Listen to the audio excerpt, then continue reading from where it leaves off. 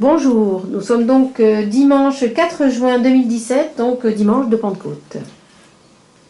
Alors, donc la Pentecôte, n'est-ce pas, pour les gens qui connaissent un peu René Guénon, bon, il est question du don des langues. Alors le texte, c'est Ancien Testament, entre guillemets, ancien, le yogi, la brute et le scribe, alors pour ceux qui aiment les films de cow-boys américains. C'est avec beaucoup de prudence et pas mal d'interrogations que l'Église dérobait au regard le trop fameux Ancien Testament, ancien avec guillemets, sur lequel les contestataires, bientôt les demi-lettrés, se jetteront avec une avidité suspecte. Mélange d'angoisse, Luther, d'ambition, les humanistes, enfin de prédation barbare, les princes protestants engloutissant à leur profit tous les biens ecclésiastiques. C'est le livre de Dumont. Prudence, parce que nombre d'hérésies n'ont toujours pas actuellement de meilleur argument pour se débarrasser du christianisme et dans la foulée du judaïsme que le texte même du Pentateuque, donc l'Ancien Testament, dégoulinant de malédictions, de massacres et de stupres. Alors le livre de Jean Solaire, n'est-ce pas? Interrogation, parce que de l'avis même des premiers pères de l'Église, fussent-ils par la suite discrètement écartés, tout est mystère dans les deux testaments, pour citer Joseph de Maistre, aperçu sur l'ésotérisme chrétien. Ça, c'est un livre de René Guénon, aperçu sur l'ésotérisme chrétien. Ouais, c'est René Guénon. Donc tout est mystère dans les deux testaments, voire même dans cette fabuleuse Égypte, maudite en proportion d'un contresens qui en dit long sur l'ancrage historique de la trop fameuse Torah. Donc pour ceux qui ne savent pas, Torah, Pentateuque, Ancien Testament, c'est pareil. La mise en esclavage des Hébreux par un pharaon, les vouant à la fabrication de briques faites d'argile et de paille ne se conçoit vraiment qu'en Mésopotamie. On est en moins 600. Maintenant, et pour aller dans un autre sens que Jean Solaire, grand ennemi de la magie, comme dirait le personnage du juge dans le Cercle Rouge, avec Alain Delon. Comment comprendre le caractère contrasté selon les uns, parfaitement bâtard selon les autres, de textes rédigés entre le 5e et 2e siècle avant Jésus-Christ, et dont les coutures de fil blanc se font de plus en plus embarrassantes au fur et à mesure des progrès de la critique, quand ce n'est pas de l'archéologie biblique.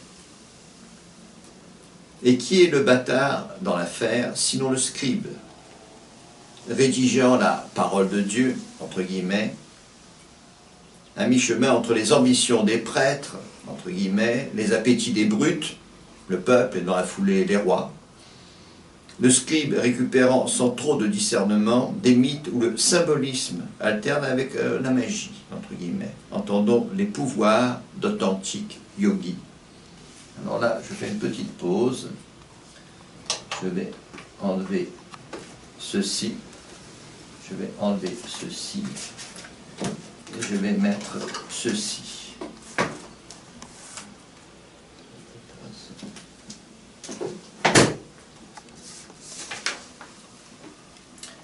Mais en fait, ayant depuis longtemps, donc les authentiques yogis, abandonné l'idée de hisser au niveau des grandes civilisations ce peuple à la nuque raide et de compréhension pour le moins limitée. Ce par quoi nous arrivons à la nature quelque peu énigmatique de l'entité, se présentant comme l'Élohim de ce peuple, comme celui avec qui discute avec Moïse, rien moins que chaud à l'idée d'aller faire la leçon à Pharaon, comme nous le disions, représentant d'un cycle antérieur. Ce qui veut dire d'un monde beaucoup moins solide qu'il ne le semble, et où les pouvoirs, en italique, basés sur la connaissance du monde intermédiaire, gardaient encore toute leur efficacité. Mais pourquoi ne pas citer ici les quelques lignes que René Guénon, dans son Erreur Spirit, consacre, chapitre 7, aux possibilités du corps subtil. Donc, je vous ouvre et je vous montre, chapitre 7, première partie. Donc vous voyez, c'est l'explication des phénomènes, il y en a beaucoup.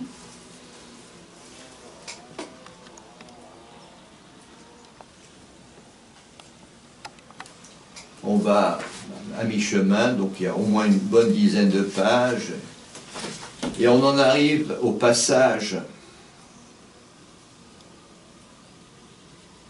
commençant par l'état subtil dont nous parlons,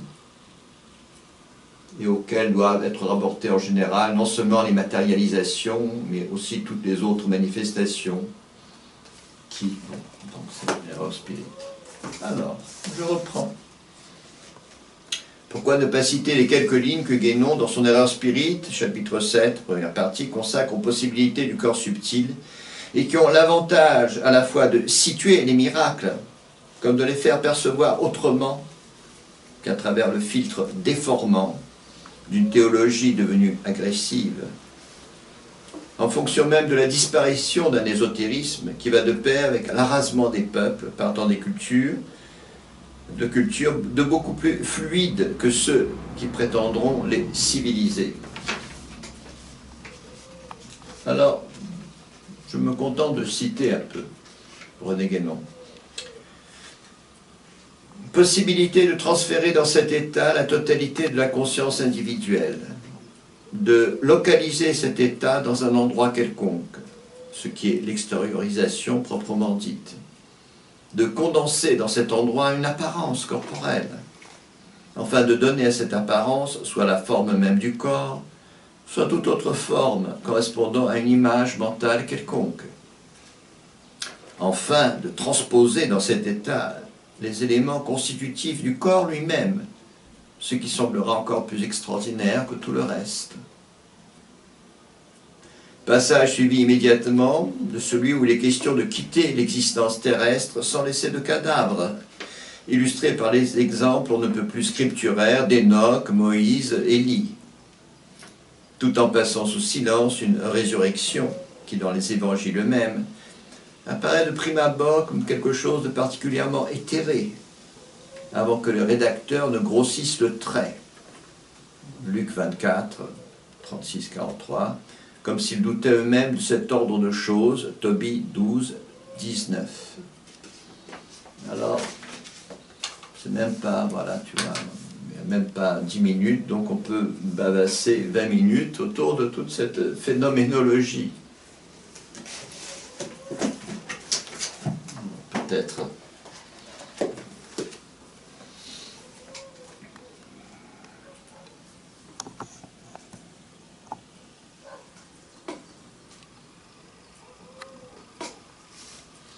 Alors là, si tu veux, le contraste est total. Qu'est-ce que c'est que ces prophètes qui passent leur temps à massacrer, se vautrer dans le sang?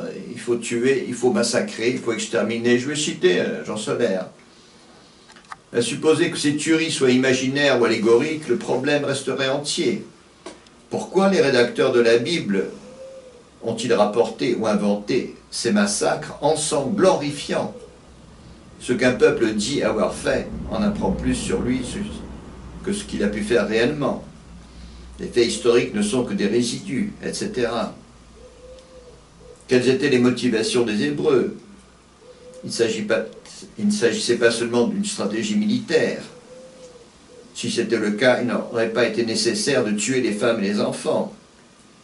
Aucune considération économique n'entrait en jeu. Autrement, on n'aurait pas massacré les animaux. Alors, j'abrège. Donc, on massacre, on tue, on extermine, parce que l'Holocauste, c'est ça.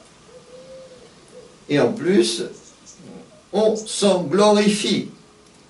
Alors, c'est là que vous voyez que les scribes de l'Ancien Testament se font les instruments de prophètes qui sont en fait déjà des grands fanatiques et à qui on ne saurait attribuer les prodiges et les miracles, parce qu'on ne peut pas à la fois être des sanglants et des massacreurs et en même temps être inspiré par Dieu et en même temps, bon, c'est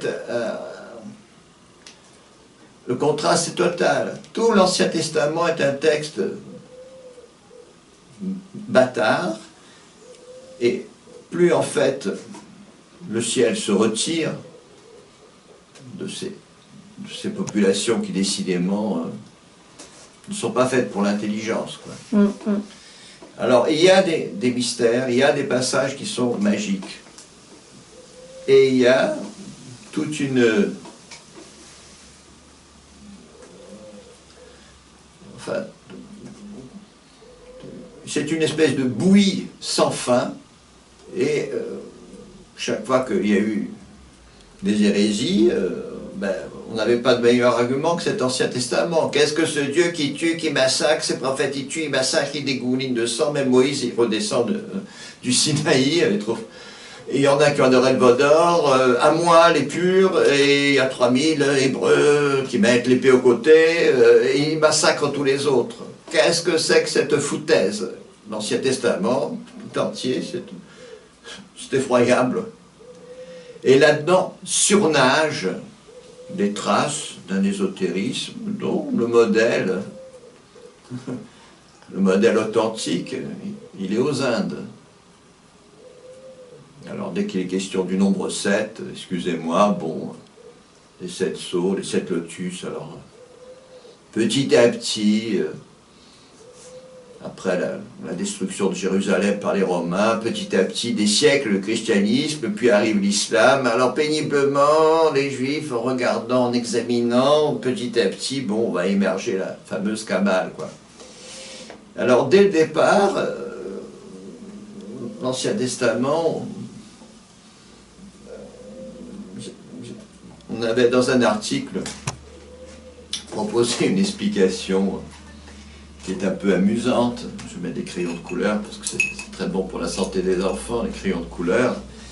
Imaginez que la France était détruite, que les archives de la Maison de France se retrouvent en Bosnie-Herzégovine. Et voilà que même les textes en français, je sais pas, ils sont détruits, on a tout transcrit en serbo-croate. Alors, l'Ancien Testament, c'est ça. Il n'y a rien. Il n'y a rien. Il y a quelques fragments.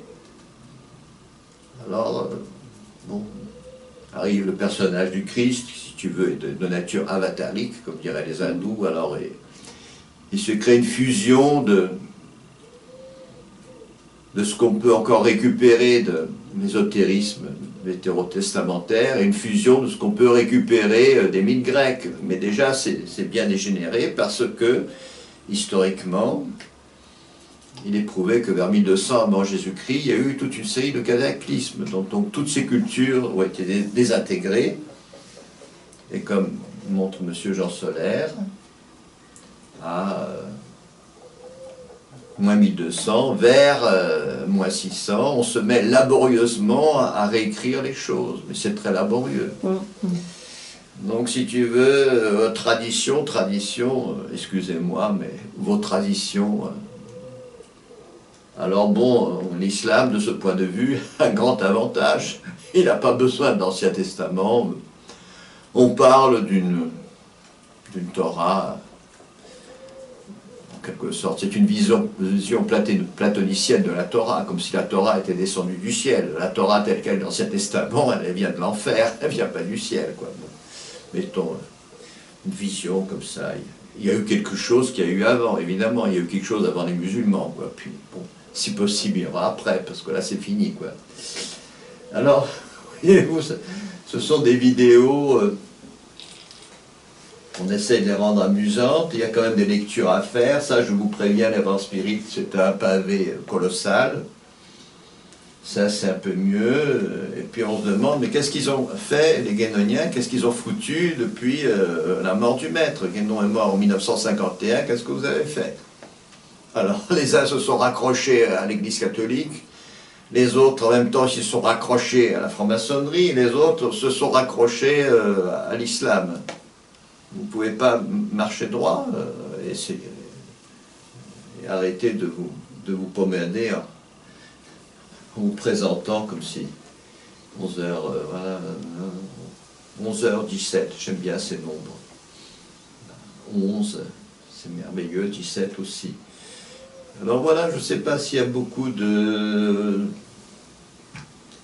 c'est le jour de la Pentecôte, on parle du don des langues. Il faudrait quand même comprendre que l'Ancien Testament, c'est la preuve de la totale perte de ce on appelle en arabe la langue des oiseaux. Mantika taïri, quoi. C'est une perte totale. Alors, pour terminer, je vous demande de zoomer. Voilà, là, vous avez quelque chose de très symbolique. Et ce petit être, là, qui évidemment est en saphir de Birmanie. Voilà, il y a la petite tortue en saphir, et il y a la couleuvre. C'est très symbolique. Et il y a toujours le chat. Et il y a toujours le chat, et je crois que c'était pas mal.